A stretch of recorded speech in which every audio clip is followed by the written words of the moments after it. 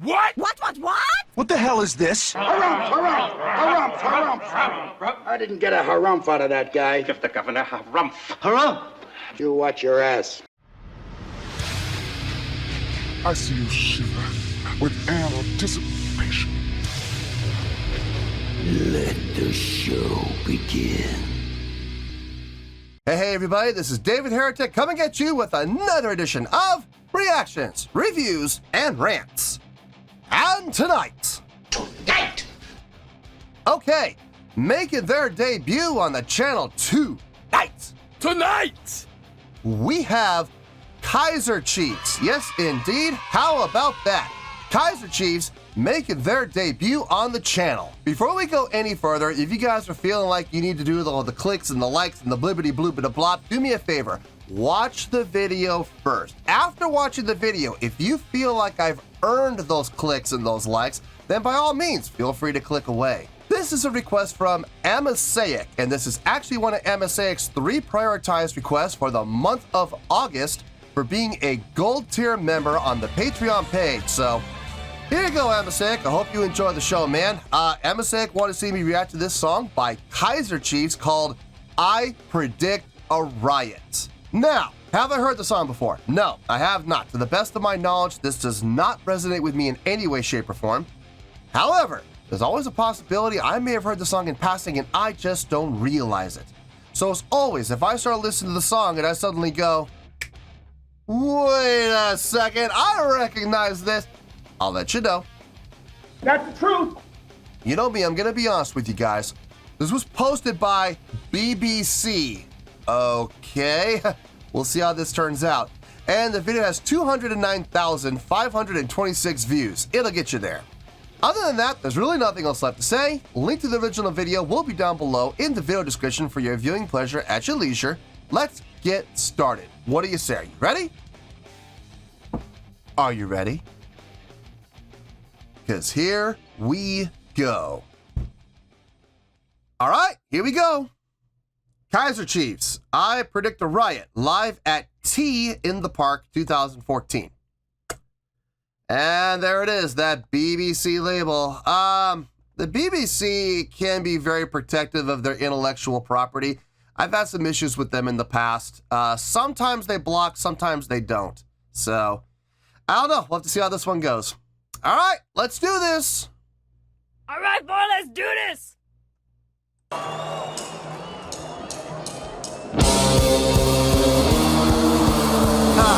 May contain strong language and flashing images. Okay.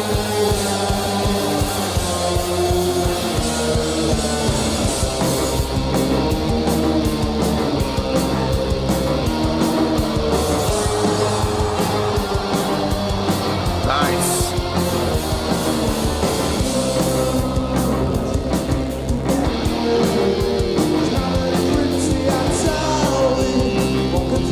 It's quite scary, not very sensible either. Another friend, he got visa. Look the wrong way at the policeman. Never arrived but too sweet. I know that you're dancing, oh, sing it. La la la la la, oh, la la la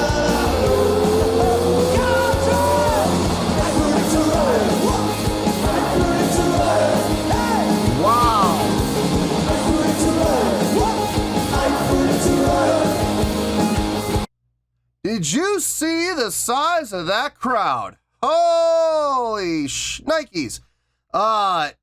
Yeah, that is a great sized crowd. I've never heard of what Tea in the Park. I've never heard of it. I've never heard of that festival. It's clearly a big festival. First of all, I'm looking at the size of the stage. That is a big stage, which I would love to play on. And the crowd is humongous. I would love to get some more details on what this is. Tea in the Park. I would love some more information on this. There is a lot I want to say already, but I'm going to hold off for right now. Let's get back into the song. But I'm already digging what I'm hearing and what I'm seeing. Trust me, there's a lot I want to say, but for now, let's get back to the song. Oh, I tried to get in my taxi, man in a tracksuit to tax me. Said that he's sorry before me. Wants to get things a bit glory. Let's ride around with the clothes on. Borrow a pound for a countdown. It wasn't the chip that they frozen. Now there is that solo. Oh, sing it.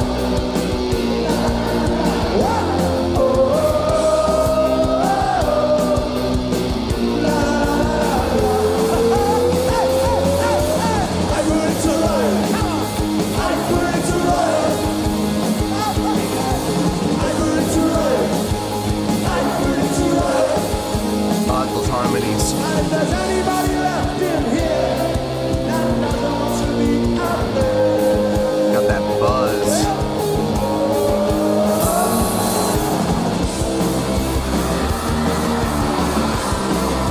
Okay.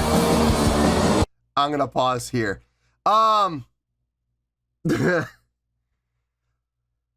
I love this guy, this lead vocalist. I love him. And let me tell you why I love him. Why?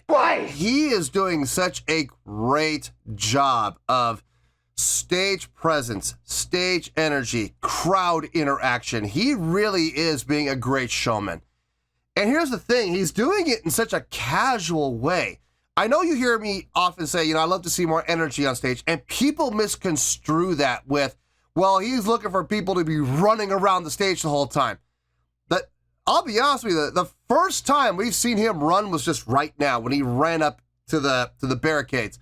He jumped off the stage and ran over to the front of the barricades. Prior to that, what was he doing? He was walking. Okay, now, how do I feel about that? I'm fine with it. I got no problem with it whatsoever. Look, he's moving. It doesn't matter if he's running or walking, he's moving. That's the important thing. He's moving around the stage, interacting with as many people as he possibly can. He went all the way clear to the end of stage left, as far as he could, past the wings, all the way to the edge, and then walked his way back. Is it a casual approach? Yeah, it's very casual. Doesn't matter though. He's still interacting with the crowd. He's still moving around the stage. I love the fact that he is in front of the monitors. He's not behind them. He crossed that invisible barrier and is right at the edge of the stage, walking around, interacting with fans, the whole time singing or cueing them. Crowd interaction. Let me hear you sing. That's great. I don't need him to run around.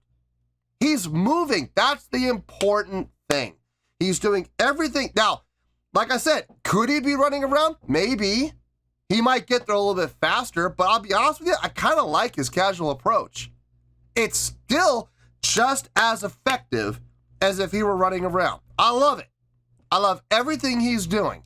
The song's not bad either. The song kind of has that. It almost. Okay. It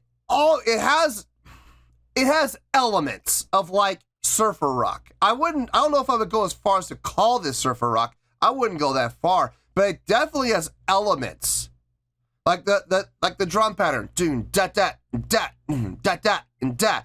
You got that type of a drum pattern being filled in there every now and then. You got the guitar tone. Very reminiscent. You got that tubular, very light distortion guitar tone. A little twangier, a little brighter. There's that. The guitar riffs they're doing, a number of riffs I've heard kind of have that surfer rock feel. I'm digging it. I'm digging the song. I'm digging the live show. I'm digging everything about this. So let's keep going here.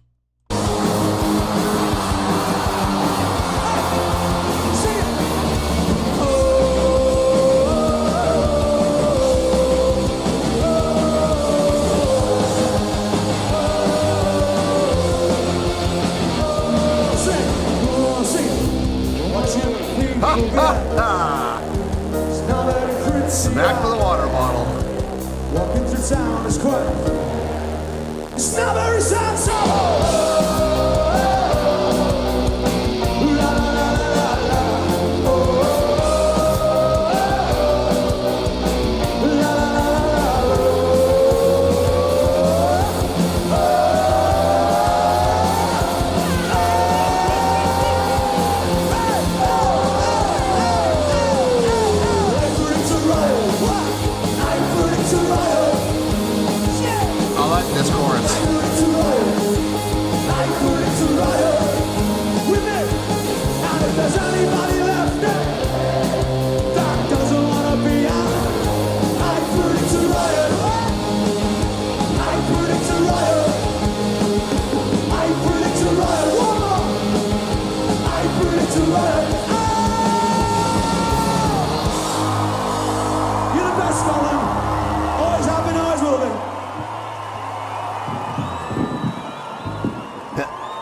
stage. Yep. That was fun. That was a lot of fun. It was a lot of fun for a number of reasons. Let me get my thoughts together. I'll see you in the review, and we'll talk about it. Well, there you go, folks. That was Kaiser Chiefs with I Predict a Riot. This was a request from Amasaic, and this was actually one of Amasaic's 3 prioritized requests for the month of August for being a gold tier member on the Patreon page. So there you go, Amasaic. I hope you enjoyed the show, man. I thought about this, and to be perfectly honest with you, there really wasn't a whole lot to think about. The score came to me very quickly, and the reasonings came even quicker, believe it or not. On a scale of 1 to 10, I'm going to give that an 8.4. Yep, 8.4. I feel good about that score. Let me tell you why. Why? Okay, let's start with the song itself. Let's start with the music, okay? Very simple song. Deceivingly simple, if you really think about it. Probably the most complex thing about the song was the modulation in key when they went from verse and pre-chorus into chorus. You know, you had that jump up to the 4th. That was fine. I got no issue with it whatsoever. I love the fact that they did that. It added a little bit of variance to the song. If they had stayed in that same key for the chorus, would it have worked? I think it would have worked, but I don't think it would have been as effective having that modulation in there. So I was thrilled with that. The song as a whole, very upbeat, very light, not heavy, not crunchy, nothing like that. Just a nice upbeat, uplifting, lighthearted song, a fun tune. Complex? No. Impressive? No. But still a fun tune nonetheless. A great tune to get the crowd going in. He definitely did. I mean, well, not he, they definitely did a great job getting the crowd going. In particular, the lead vocalist, who I'm going to talk about in a little bit. The drumming, nice, simple drum pattern, nothing overly complex. Kind of felt like it had those elements of surfer rock at some points, but for the most part, just a nice straight ahead feel. Guitars and bass, very, I don't want to say limited, but I mean, they didn't stand out like the keyboards did. It seems to me like this was a very keyboard-driven song. Now, is that the norm for this band? Is their sound centered around the keyboardist? It very well could be. I don't know.